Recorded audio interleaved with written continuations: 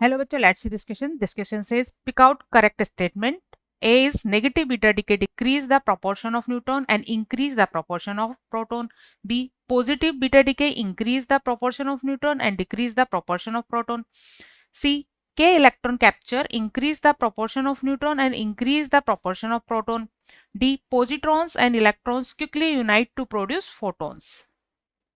Key concept for this question is जब radio active particles का disintegration होता है, रेडियो एक्टिव एलिमेंट्स का डिसइंटीग्रेशन होता है, तो कुछ पार्टिकल्स का, कुछ स्मॉल साइज के पार्टिकल्स का एमिशन होता है और ये पार्टिकल्स होते हैं beta beta negative, beta positive या alpha particles, gamma race.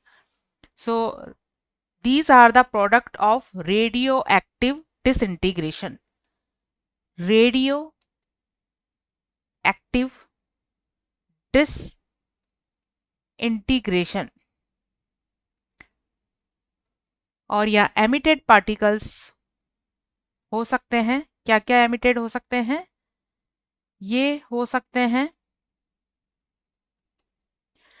Beta negative particle या फिर बीटा पॉजिटिव पार्टिकल जिन्हें पॉजिट्रॉन कहते हैं, या अल्फा पार्टिकल्स या गामा रेज यहाँ एमिट हो सकती है. इसके अलावा और भी particles neutrino, anti neutrino etcetera यहाँ प्रोड्यूस होते हैं.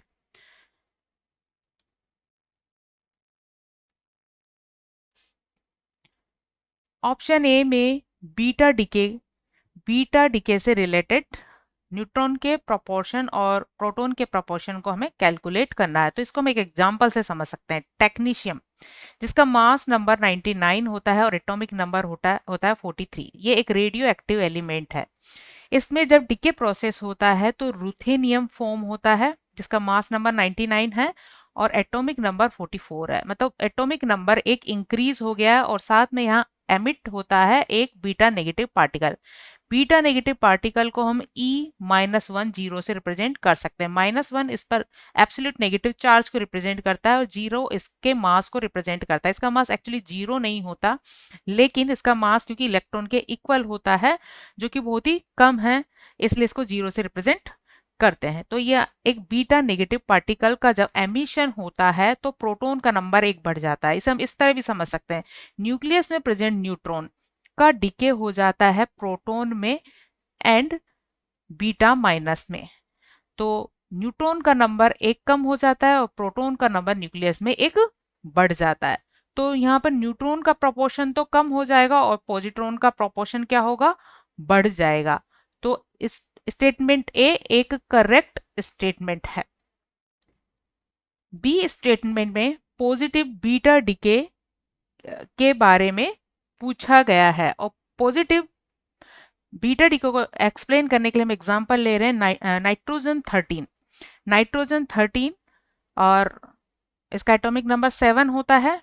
ये डिकम्पोज होने पर बनाता है कार्बन 13. कार्बन का एटॉमिक नंबर 6 होता है और साथ में यहाँ एक बीटा पॉजिटिव पार्टिकल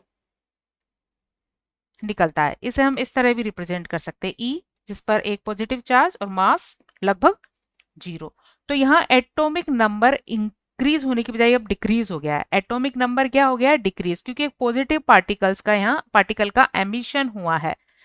तो यहाँ न्यूक्लियस में एक पॉजिटिव चार्ज क्या हो गया है, कम हो गया है. और पॉजिटिव चार्ज कम हुआ मतलब एक प्रोटॉन कम हुआ है और प्रोटॉन कम हुआ है इसलिए यहाँ एटॉमिक नंबर 1 कम हो गया है. तो हम इसे इस तरह से कर सकते हैं. यहाँ पर जो एक प्रोटॉन था उससे एक यहाँ न्यूट्रॉन बन गया है और साथ में एक बीटा पॉजिट्रॉन निकला है. यहाँ एक बीटा पॉजिट्रॉन यहाँ निकल गया है.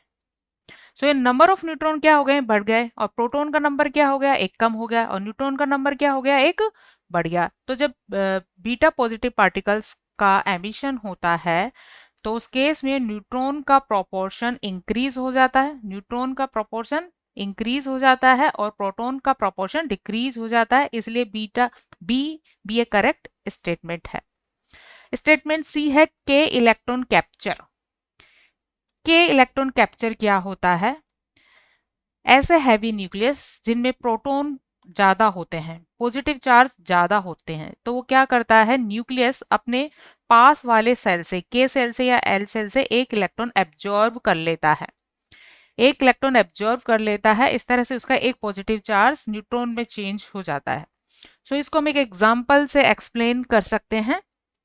ओरम के एग्जाम्पल, गोल्ड जिसका कि एटॉमिक नंबर 79 होता है और इसका मास नंबर होता है 194।